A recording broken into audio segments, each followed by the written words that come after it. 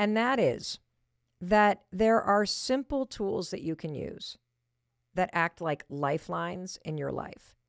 And those tools are meaningful mantras, temporary or permanent tattoos, or there are ways that you can use even a simple Post-it note as a environmental cue. That's what a researcher calls it. You can use a simple Post-it note to act like a lifeline, to remind you that you have the power inside of you to face something. And in those moments where it really counts and you're trying to level up, that yes, you can show up in this moment and you can perform your best. And so while we're going to start with the tattoo story, which is a great story, we're going to get to a deeper topic here. And by the time you're done listening to this episode, you're going to have a phrase that you've identified that will act like a lifeline for you moving forward. And because I always say this is not just a listening podcast, it's a doing one, I'm going to ask you to do something specific. And no, it's not to go get a tattoo. So on the topic of tattoos, if you have a tattoo or you know someone who does, you know that every tattoo has a story. And mine begins just a few weeks before our 15th wedding anniversary. Can you believe this? We've been married 26 years. So this would have been 11 years ago, right? 11 years ago. Yeah, 11 years ago. 11 years ago was 2012. And Chris, let's just set the table for everybody, because 11 years ago, our life looked really different. 2012, you were still in the restaurant business. We were $800,000 in debt. We were struggling with drinking issues, and we were trying to make the ends meet. And we thought a tattoo was going to save us. Hey, we thought it would distract us. We decided that it was our anniversary. It was our anniversary. And so we decided that it would be cool if we got tattoos on the date of our 15th wedding anniversary. And provided it wasn't the same tattoo. Well, see, this is the thing. I wanted to get matching tattoos. I thought it would be super cool if you and I got the exact same tattoo on our 15th wedding anniversary. And what was your response? Never. Yeah, I think it was no fucking way. I think you said that is so cheesy. We are bound for divorce if we get matching tattoos. We are not doing that. And so that was kind of my idea. And Chris just shot it out of the sky. Boom, not happening. And so we got. Do you remember what my reaction was to even getting it? We had been talking about it maybe a little bit. I don't remember. Do you remember yours? Was it an out of the blue idea that, hey, let's do this for our anniversary, or we had talked about it before? I think we had talked about how we both wanted to get one, and then we decided we'd get it for our 15th, and I thought we'd get matching. You said absolutely not. And then all of a sudden we went into our corners, and we were individually thinking about our tattoos. And as the date of our anniversary, August 24th, came closer and closer, and to the appointment, I started to panic because I had no idea what I wanted for my tattoo. And then all of a sudden, you guys, Chris walks into the room one day and says, I've figured out what my tattoo is going to be. Why don't you tell him the story? Because I wanted to kill you when you told me what it was going to be. I grew up as a ski racer and was competing in races every weekend in my teenage years. And I was always that kid in the starting gate that was shaken like a leaf and worried about not the race, but the outcome. You know, I was in my head thinking about what was going to be my time and how it was going to line up. And would it freak you out? Yeah, it was always about the result. Yep. You know, the end game, if you will, for Yep. me. Or at least this was the observation that ultimately my dad had of me. And my dad was often at these races, and he helped me see the racing and the course a little bit differently by constantly suggesting that I just take it one gate at a time.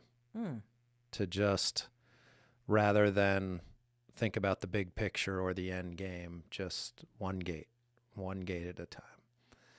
And along the years, my dad and I would converse about this without ever necessarily giving it a name of a philosophy, if you will. But he wrote a letter to me about it one day.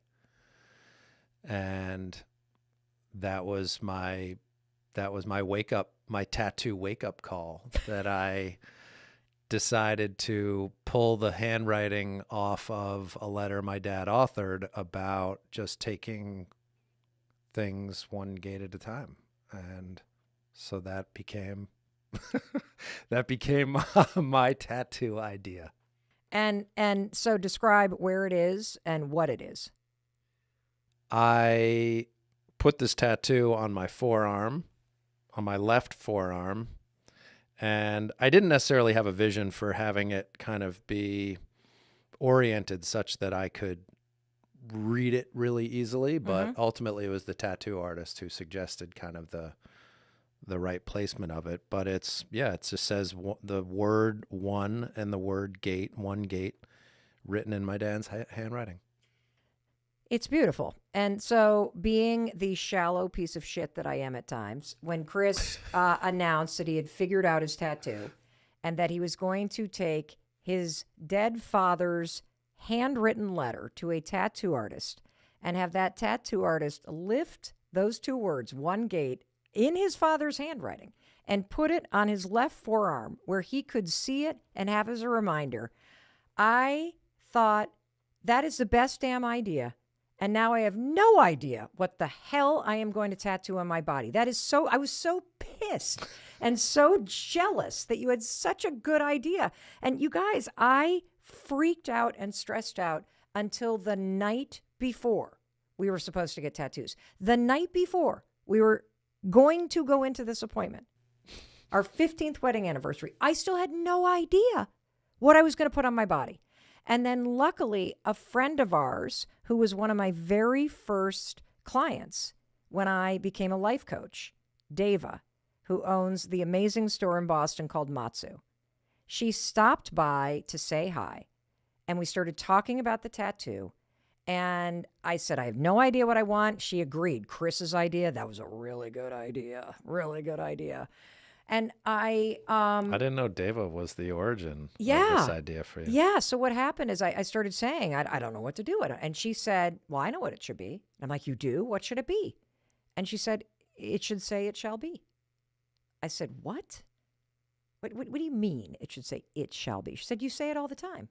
I said, no, I don't. She said, yes, you do. I said, no, I don't. She said, Mel, you have coached me for years. You always say, if you put in the work and you hold the belief that'll happen, at some point, it shall be. I had honestly never realized that I had used that phrase when coaching other people. And as she said it in that way, it just kind of went clunk. That's what I'm going to do. I'm going to put the words it shall be on the inside of my right wrist. And it'll be both a reminder to me that if I do the work, if I have faith, if I keep my head down, and if I give up my timeline, it shall be. It'll all work out. It'll be fine. And so that was that. Now, meanwhile, there's another twist to this story. Because do you remember what happened on our actual 15th wedding anniversary? Do I ever? That's the funniest part of the whole story. Okay, well, tell everybody. Well, just that Mel, you were in radio at the time. Yeah, right? It was when I was a radio host. So you guys, Chris was still in the restaurant business. So we were struggling financially. She was doing some show in Boston, and it wasn't the tattoo artist. You had some show talking about tattoos, right? Correct. Throwback. And all these people called in. And they suggested like the best tattoo parlor in town. Correct. If you're going to get a tattoo, you have to go to this guy. Yes. And you, of course, took it upon yourself to book us the appointment, which was at that point, it had to have been 6 months out. Yes, and they had a huge wait list, so you couldn't even get in until like 4 months out. We booked this thing 6 months out, you guys. So you put plan down it this for, big ass deposit for our anniversary. We have a babysitter. We're going into Boston. We got our appointment. We're about to pull on the Mass Pike. And what happens? We're pulling out of the driveway, and you're like, well, where we go? Let's get the address of this place. And then you said, well, let me just call them just to make sure, let them know we're coming. And you call them, and sure enough, the guy says, oh, no, we got you on the books for next week. And I start pleading with him. Oh, no, you can't. We made this 6 months. No. It's next week. It's a week from today. But that's not our anniversary. I never would have screwed this up. This must be a mistake. Can you just fit us in now? No. And we were going away. We couldn't even make the following week but happen also anyway. the thing was it was supposed to be on the anniversary. Right. So now here we are with a babysitter. We have our tattoos. You've got your letter. I've got my phrase. We have no appointment.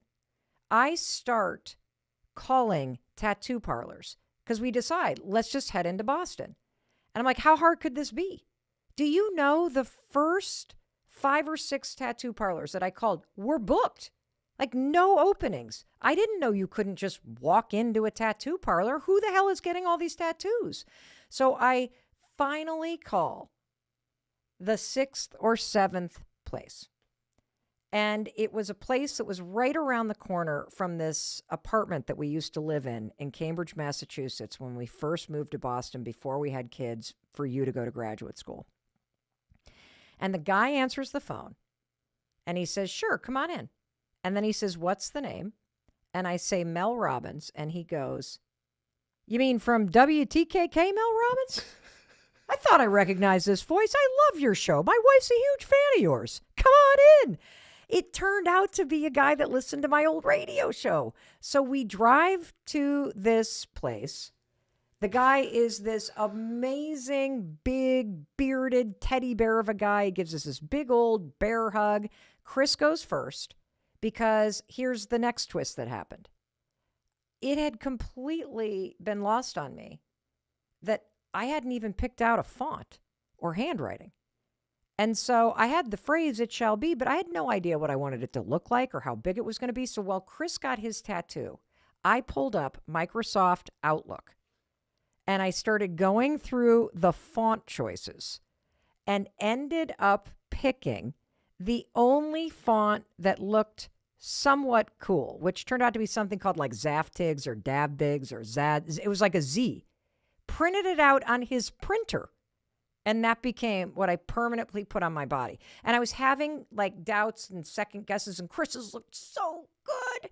But I was just like, why didn't I think that I should have like thought about the font? It looks a little bit like your handwriting though, so that's good. It's okay. I mean, it's fine. I love my tattoo. I love my tattoo. And so I've got these sort of curved, it shall be right on my inside wrist. And big hooky things, and we'll if you're watching this on YouTube, you can see it. We'll put it on the stories. And the thing that I love about this, and this is why it's so important for us to talk about meaningful mantras today, and environmental cues that you can use to help you stay steady, to help you tap into that courage and that confidence and that power that's inside of you. And over the years, I can't tell you how many times I've looked at this tattoo. And these words, it shall be, they are a lifeline for me. You know, when I think about moments where I was failing at something or life was going off the rails, I would see those words, it shall be. And I'd take a deep breath and I'd put my head down and I'd say, Mel, you just got to keep believing it's going to all work out. You got to keep putting in the work. If you're a good, kind person, it'll happen. Maybe not on your timeline, but just keep going. When times were tough, these 3 words, it shall be, reminded me that this is just a moment. And like all moments, this will pass. And now our puppy, Homie, is like wanting to go to the bathroom. It shall be. No, but it thinking about the question that Jonathan wrote in and saying how you're so intentional in everything that you do. It was a very thoughtful question, and I would agree that your application of that in life is very pronounced, and interesting how you didn't necessarily see it like Deva saw it. And how the only thing that was not intentional about it was the scramble to get the right tattoo before the evening itself. Well, you know what's great about this? Actually, I shouldn't say that, because you booked the appointment. We had it on the anniversary. Like, we were organized. We were ready to roll. There was intentionality. The entire story of the tattoo is a demonstration of the philosophy it shall be. Because nothing went according to plan.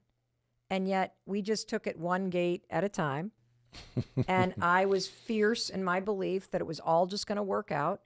What are the odds that the appointment is on the wrong date, or that the first 5 places I call are not available for appointments, but the one that is happens to be a guy that listened to my little local Saturday radio show and recognized my name and voice? Like, it's just a little bit of optimism that acts like a lifeline for me. And it reminds me that it's going to work out, that I have the power within me to face things.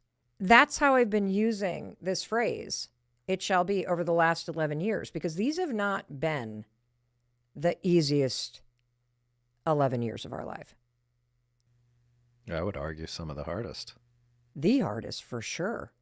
I mean, when I think about the state that you were in when you left the restaurant business just 2 years after I got this tattoo, and you just checked out of life. You're like, I'm getting sober. I have to heal. I have to take care of myself. And for 2 years, you were just comatose. And I'm like in survival mode. And I would look at this, my tattoo, it shall be, and it gave me faith that if I just kept working hard, we'd figure it out. That we'd figure out how to pay the bills, that I would figure out how to build this business, that you would figure out how to heal and find your way back to yourself and to me. And even things like moving up here to southern Vermont and how hard that was. And feeling like I've just turned my whole life upside down. And yet there was this deeper knowing that drove our decision to move and to change our life profoundly, from living outside of Boston to being in this tiny rural town. And on those days that I just felt so lost, I would look at my wrist and go, it shall be. It's going to work out. Like, I can do this. And even with the podcast, everybody was like, you know how crowded that is. You know how there's 5 million podcasts. I was like, you know what? I'm playing the long game. It shall be. I'm going to put in the work. I'm going to go for it. And I even feel that like when our kids are struggling, like it helps me, this phrase, it shall be, to put almost like a beacon out in the future. It's a reminder that at some point, the road ahead is easier and great things happen. And it gives me faith to keep going. I think the location of that tattoo is also properly aligned with you and your own just being reminded of that, right? Because if you had that tattoo on the back of your shoulder, I'd never see it. Where you weren't seeing it all day, every day, you had always wanted to put it right, something, whatever it was you were thinking. Well, why get a tattoo and hide it? Right. You know? Woo, there is something in the air today. I cannot wait to jump into our topic today. The universe is saying we have to talk about tattoos. I'm really excited because, first of all, my husband, Chris, is here. Hi, Chris. Hi, Mel. And I had to get Chris here because I am going to answer one of the most frequently asked questions that I get, and it is a question that is very personal.